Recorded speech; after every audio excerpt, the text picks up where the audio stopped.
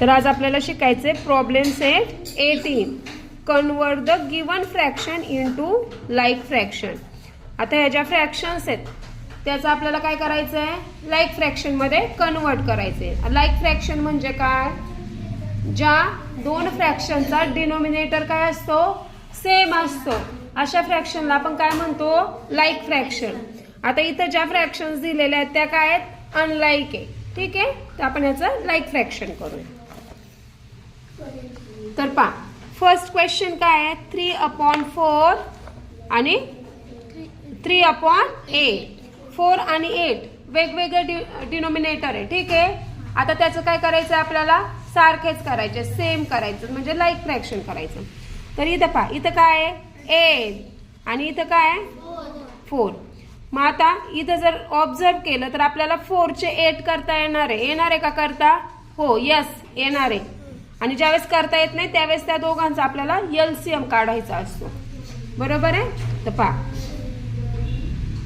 3/4. आता 3/4 म्हणजे 4 चे जर 8 करायचे असेल तर 4 ला कितीने मल्टिप्लाय करावं लागेल, 2 ने. कितीने,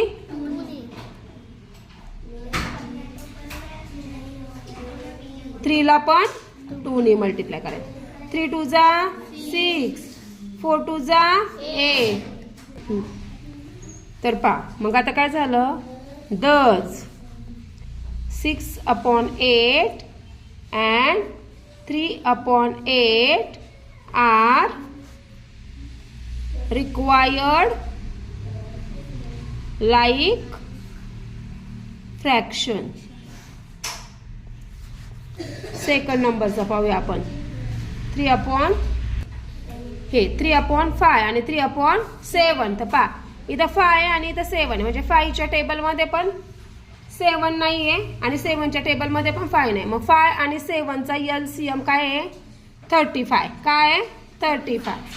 तर पहा 3/5, 5 चे 35 करण्यासाठी 5 ला 7 ने मल्टिप्लाय करावं लागेल. आणि डिनोमिनेटरला आपण 7 ने मल्टिप्लाय केलं म्हणून न्यूमरेटरला पण काय करायचंय, 7 ने. 3 7 जा 21, 5 7 जा 35. 3/7, 3 × 7, याला 5 ने मल्टिप्लाय करायचं आणि याला 5 ने. 15/35 झालं का. तर पहा 21/35 and 15/35 are required like fractions.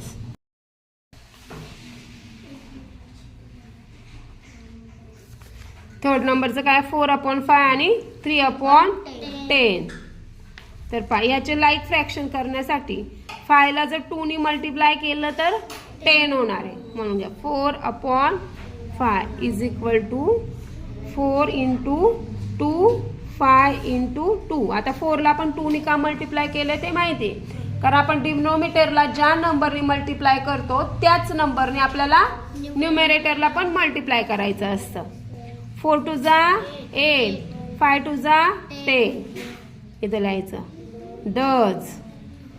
8/10 and 3/10 are like fractions.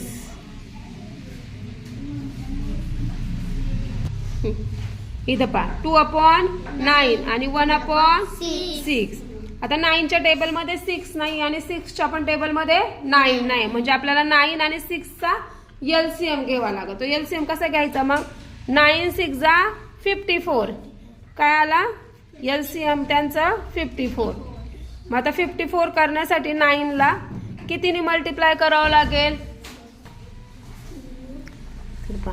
9 6 जा 54. 9 ला 6 ने मल्टिप्लाय केलं म्हणून 2 ला पण कितीने करायचं, 6.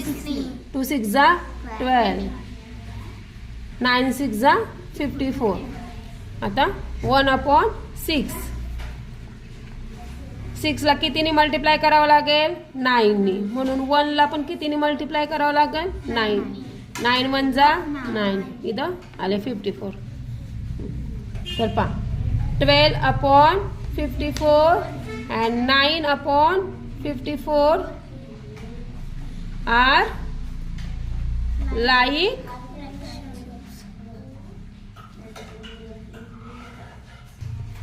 तर पाहिजे 1/4 आणि इथं 2/3 दोघांचे पण डिनोमिनेटर वेगवेगळे 4 आणि 3चं एलसीएम काय 4 3 किती आले 12 किती आहे 12 म्हणजे आपल्याला यांचा डिनोमिनेटर काय करायचा आहे 12 1/4 1 into 3 4 into 3 1 3 3 4 3 2/3 3 ला 4 ने मल्टिप्लाय केलं तर 12 येणार आहे म्हणून 2 ला आपण 4 ने मल्टिप्लाय करू 2 4 8 3 4 12 मग काय झालं 3/12 and 8/12 are like fractions.